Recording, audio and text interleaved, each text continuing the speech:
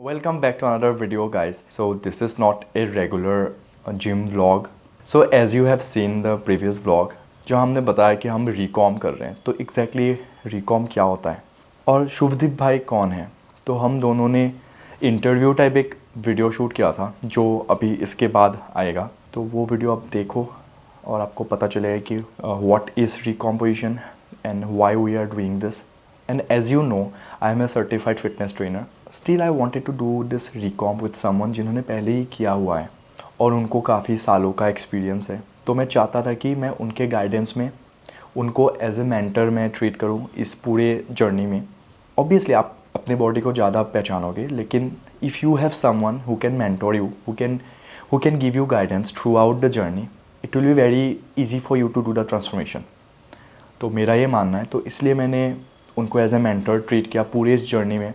आप देखोगे वही बताते हैं क्या वर्कआउट होगा, वही बताते हैं क्या डाइट होगी हमारी, सब कुछ। तो देखते हैं भाई कितना खींच पाते हैं अपनी बॉडी को। डाइट का जो सीन है ये भी अलग से एक वीडियो बनाना पड़ेगा, इस पर हम नहीं डिस्कस कर पाएंगे कि डाइट में क्या है, कितना है, क्यों है। हाँ भाई, तो ये सीन है, आप इस इंटरव्यू को एंजॉय करो। बढ़िया सा तो लगा है। हाँ, हम जो कर रहे हैं वो एक टाइप का कटिंग ही है, बट हम यहाँ पे वेट कट नहीं कर रहे या वेट लॉस नहीं कर रहे, हम यहाँ पे फैट लॉस पे ध्यान दे रहे हैं। Okay. And this process is called body recomposition और शॉर्ट में रिकॉम। तो how is this different from cutting? बस एक सिंपल सा फंडा है, वेट पे फोकस नहीं रखना है। कितना वेट था, कितने वेट पे एंड करेंगे प्रोग्राम, उस पर फोकस नहीं रखना है। प्राइमरी फोकस रहेगा बॉडी फैट परसेंटेज। तो उसके लिए ज़रूरी है बॉडी फैट परसेंटेज पहले कैलकुलेट करना। जिसके लिए हमने BCA किया हम दोनों ने। तो ऐसा हो सकता है कि इस प्रोग्राम के एंड में वेट सेम रहे या वेट घट भी सकता है, दैट डिपेंड्स। बट जो हमें टारगेट करना that is body fat percentage. तो अभी हमारा जो बॉडी फैट परसेंटेज है वो ऑलरेडी बहुत लो है। मेरा है 15% एंड मानस का है कितना? 15.2%। तो हम लोग ऑलरेडी बहुत लो बॉडी फैट परसेंटेज पे है, अच्छे वैस्कुलरिटी पे है। तो अब क्वेश्चन ये राइज होता है कि हम रिकॉम क्यों कर रहे हैं? रिकॉम इसलिए कर रहे हैं, एक होता है पर्सनल टारगेट जो हमने सेट किया है कि 15% से इसको 10% बॉडी फैट पे ले जाना है। सेकंड ये है कि हमारा जो बॉडी फैट का डिस्ट्रीब्यूशन है वो अनइवन है।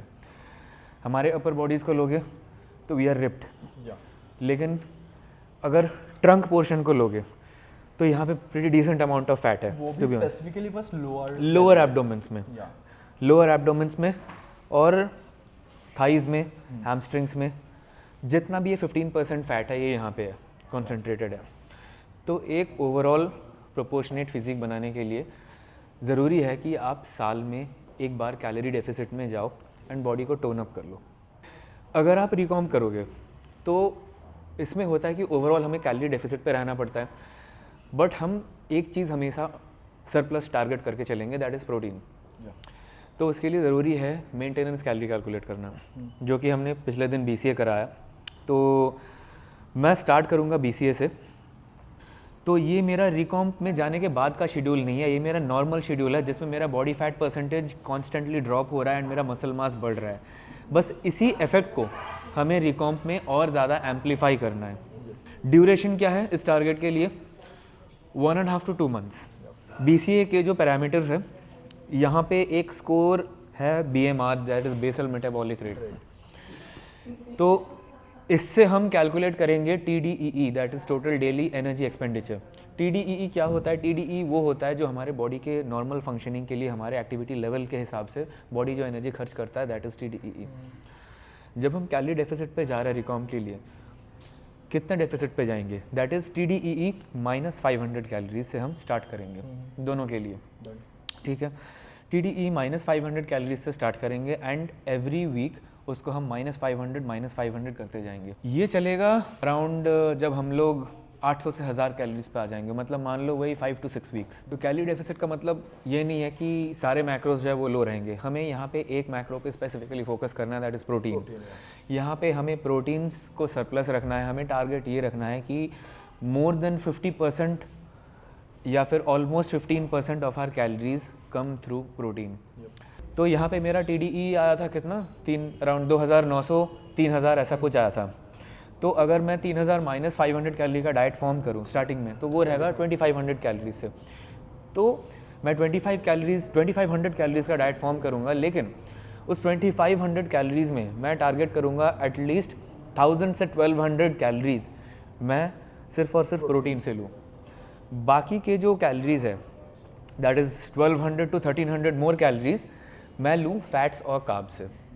एंड प्रोटीन्स को डाइजेस्ट, और हम जब कार्ब्स कट करेंगे तो डाइजेस्टिबिलिटी पे इशू आ जाएगी, क्योंकि हम इतना प्रोटीन्स ले रहे हैं, प्रोटीन्स को डाइजेस्ट करने के लिए कार्ब्स चाहिए, वो हम लेंगे ज़्यादा से ज़्यादा फाइबर से।